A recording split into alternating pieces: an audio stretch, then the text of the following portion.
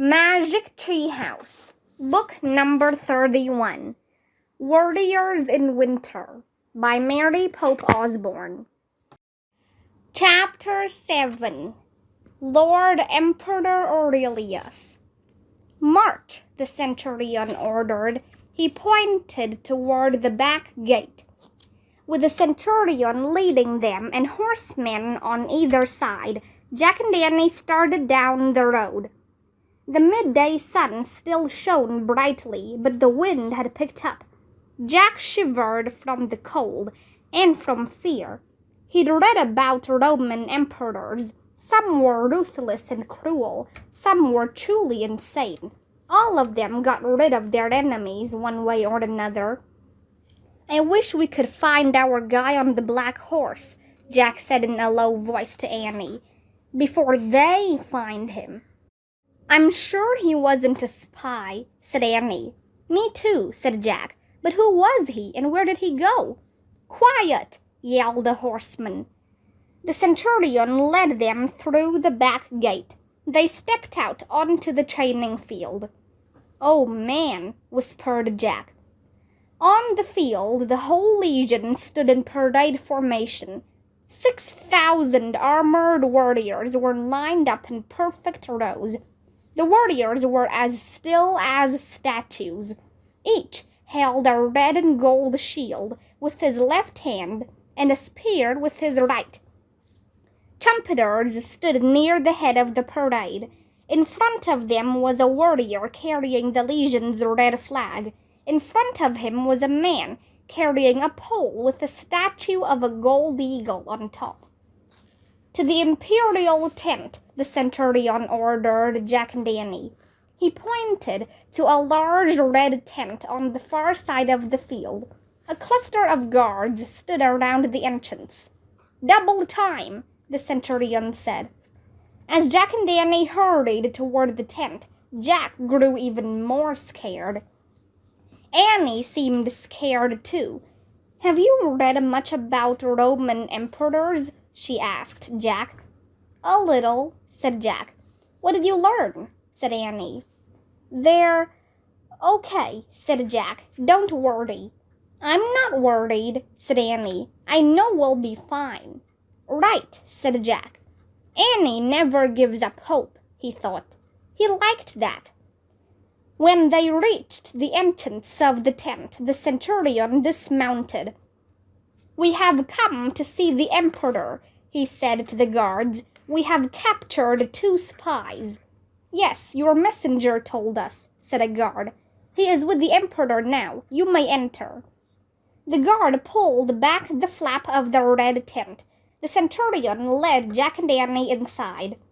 It was warm inside the tent. A fire was burning in a small iron stove. Tall candles cast shadows on silk curtains and woven carpets. Statues and maps were everywhere. The messenger, Zeno, stood at attention. Near him, a man sat on a heavy wooden chair set on a platform. He wore a long purple cloak with a gold clasp at the shoulder. His light brown hair and beard were curly. The centurion bowed before the man. "My Lord Emperor Aurelius," he said. "Hail, Junius," said the emperor. "Our camp has been invaded by spies, my lord," said the centurion. "I have captured these 2, and I believe there is a 3rd hiding among us." "Yes, the messenger you sent has warned me," the emperor said. He narrowed his eyes and looked at Jack and Annie. His piercing gaze reminded Jack of something. Was it the golden eagle on the lamppost at dawn? I'm sorry, my Lord Aurelius," stammered Jack. "We'd like to explain." Before Jack could go on, Annie burst out laughing. "Oh, wow," she said. "What?" said Jack. "I can't believe it," said Annie. She gave the emperor a big grin. "Hail, friend." "Has Annie lost her mind?" Jack wondered. "Stop, what's wrong with you?" he whispered. "Don't you get it?" she said. "Get what?" said Jack. "It's him," said Annie. "He's our guy, the rider on the black horse. He's not a spy, he's the Emperor." Jack stared at the Emperor. He couldn't remember what the rider had looked like. Most of his face had been covered by his helmet. "Junius, you and Zeno may leave us now. There is no danger of spies in our camp," the Emperor said.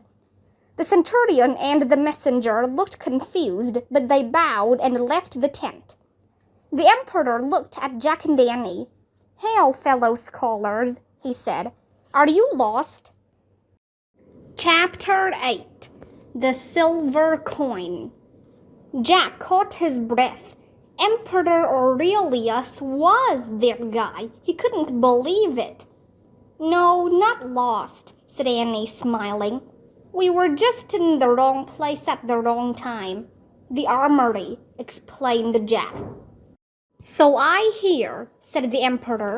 "When I first met you, I thought you must live nearby in Carnuntum, but now I do not think that is so. Where is your home?" "Frog Creek, Pennsylvania," said Annie. "Beyond the Danube," said Jack. "Where are your horses?" the Emperor asked. "We left them on the other side of the river," said Jack. "Yes, we walked across the ice," said Annie. "But we're definitely not invaders or spies," said Jack quickly. "I promise. We wanted to learn about the Roman legion just for our own sake." "I believe you," said the Emperor. "When I spoke with you on my ride, I knew you were honest and trustworthy." "Do you ride alone every morning?" asked Annie. "When I can," said the Emperor. "I like to look closely at the world around me and think my own thoughts." "We like to look at the world too," said Annie, "and write down our thoughts." "And facts," added Jack. "We tried to do that today when we wrote in our journals," said Annie. "Ah, yes, and what did you write?" asked the Emperor. "I wrote about the weather," said Annie. "I made notes about the Roman gods. I even wrote a poem about 2 of them." "Really? I should very much like to hear it," said the Emperor. "Sure," said Annie. She quoted from memory. "The weapons of Mars are heavy to bear, but the peace of Pax is lighter than air." The Emperor nodded. "Lovely," he said. He looked at Jack. "I wrote about the flag and the warriors chaining," said Jack. "And I wrote about making bread and swords." "Tell him what you wrote about having a heart attack," Annie said, smiling. "Oh, I was a little nervous," said Jack, "and I wanted to make my sister laugh." The Emperor nodded. "So you both write honestly with poetry and humor, and you study the world closely." "We try," said Annie. "Those are useful and honorable qualities," said the Emperor. "You are simple, brave, and honest. With training, you could be excellent warriors." "Not me," said Annie. "I don't like to fight." "Sometimes one must fight for the right things," said the Emperor. "Like what?" said Jack. "Freedom and justice," said the Emperor. "Truth."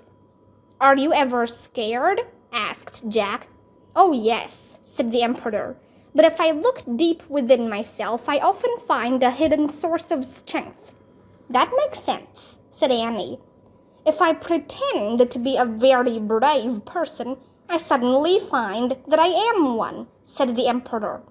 "That makes sense too," said Jack. "I felt brave for a moment when I put on warrior armor." "In life we wear many disguises," said the Emperor. "I sometimes feel I wear the disguise of a powerful emperor." Annie gasped. "Disguise," she whispered to Jack. "Hero in disguise, silver coin." "Oh man, yes," breathed Jack. He took out the black coin. "We want to give this to you," he said, handing the coin to the Emperor. "We think it's made of silver," said Annie. The Emperor looked at the coin. He crossed to a table with jars and poured some liquid onto a cloth. Then he rubbed the coin, polishing it. Soon the silver shone brightly. The Emperor held the coin close to a lantern and studied it. He turned to Jack and Danny with a look of amazement. "Where did you get this?" he asked. We found it in some woods," said Annie.